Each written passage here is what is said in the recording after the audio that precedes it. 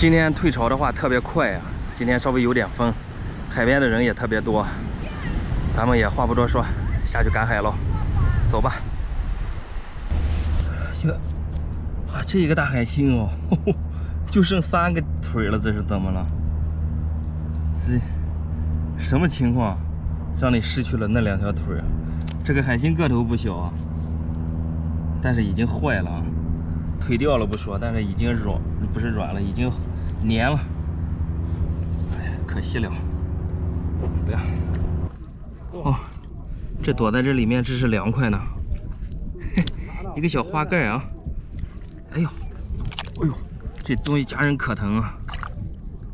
我以前我都被它夹过。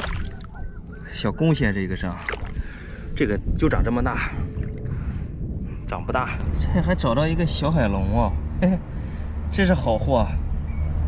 看见吗？这个退了潮以后啊，不带水里的话，也就只能活几秒钟。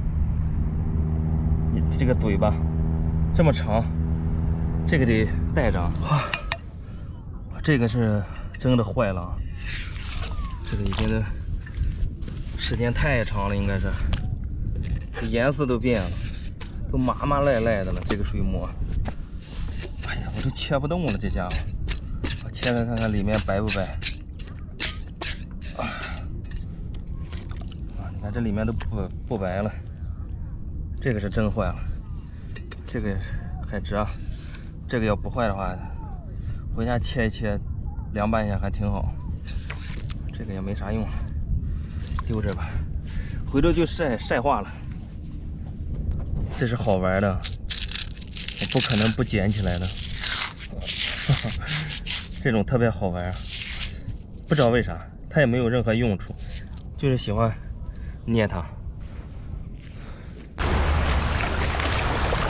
哇塞，我今天站起来了，黄盘子鱼，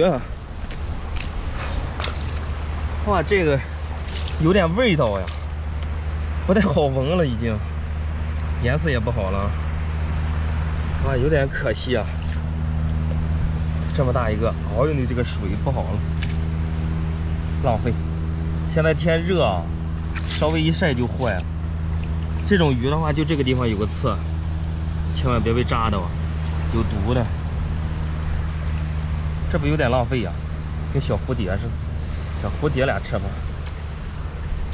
哎呀，可惜，这个算了吧，这有味道了，这味还挺大。